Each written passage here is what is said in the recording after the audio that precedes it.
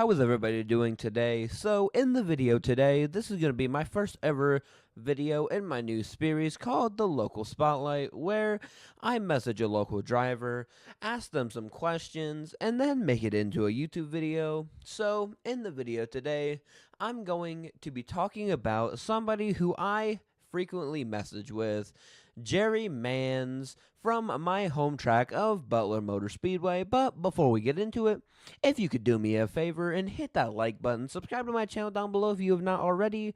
We are trying to hit 1,000 subscribers before the end of February, and 80% of the people who watch my videos are not subscribed to my channel. So if you could do me a favor and hit that subscribe button. Also, I have YouTube memberships, so if you want to support me in another way, I also have those. You can see my videos up to 2 days early and a bunch of other fun stuff, so go over there and check it out. Let's get right into the video. Now, just as a little bit of a background, Jerry was one of the first people to ever reach out to me for a video when I started recording earlier this year at Butler.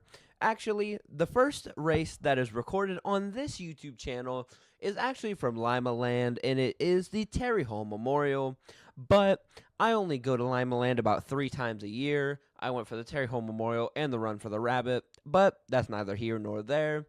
I have been sending Jerry videos for pretty much the entire season, and he has been a very good, I don't really want to say customer, because I just kind of send him videos, and I actually bought one of his t-shirts, but enough of me rambling. The first question that I asked him was, when and how did you get into racing? He said, I grew up around racing. My first time at a racetrack, I was only 2 weeks old. In 2020, Curtis Demeron, who was a very big father figure in my life, had built a car for me.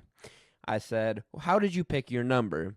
The number 9 has always been in my family. I've used it for all the sports that I've played. And for racing, Curtis had the car built for me, and it was called Project X, which is where the X came from in 9X. And I asked him, what track did you start at, and what's your favorite track to race at? I started my racing career on asphalt at Angola Motor Speedway, and my favorite track to race at is Gas City. That is sadly not open anymore, which is true. Gas City closed after last year's season, and I'm hoping to see them open back up because I did not get a chance to go there, so I'm hoping they did. As for Angola, I did used to go to Angola. Actually, I went to Angola before I started going to Butler. It was kind of that in the middle because it wasn't that far away from home, and Montpelier wasn't racing every weekend, so we would go out to Angola, I'd say probably about every other weekend. I don't recall seeing Jerry there, so we might have gone after he had already switched to dirt. I didn't ask him what year he switched to dirt, but he said, I was the 2020 Rookie of the Year at Angola Motor Speedway. I was also the 2020 Front-Wheel Drive Track Championship at Angola Motor Speedway. I have 6 asphalt feature wins and 2 dirt feature wins. Second in, I believe it was the 7th annual Vors Cup in 2020. Led 22 of 30 laps, and I also have countless heat race wins. And I asked him, have you ever flipped over a car? He said, I've never flipped over a car, but I've gotten into the wall a couple times though. And I asked him what happened to the old 9X car this season, because he did start driving Corey Gumb's car about halfway through the season. And he said, when I started racing dirt, I got a Cavalier. It was fast, we were competitive, but I always had bad luck. So I sold the Cavalier towards the end of the season, and we are building a Honda, which is what I started my career in, for the 2025 season. The last 2 questions I asked was how he got into Corey Gumb's car, and also what his plans were for this season. He said Corey Gum offered me to drive one of his cars, and yes, it kind of helped me make the decision on building a Honda. For 2025, we're going to start out our season as early as we can. Right now, thoughts are traveling to different states and racing, but we also have the thought of racing for a local track championship. 2026 plans are already in talk, and let's just say this might be my last season in a front-wheel drive.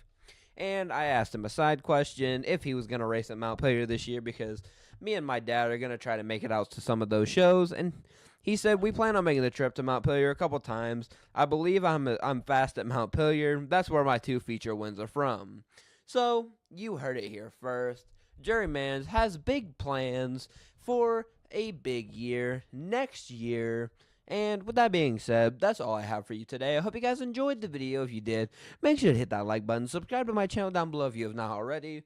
And if you watched my video about the Crown Jewel race, you will notice I used iRacing in the part for the Chili Bowl because I cannot use footage from the Chili Bowl as FloRacing will hit me with a copyright claim. And I just don't want to deal with that right now. So if you could bear with me, I'm trying to figure out what all I can use for my background footage.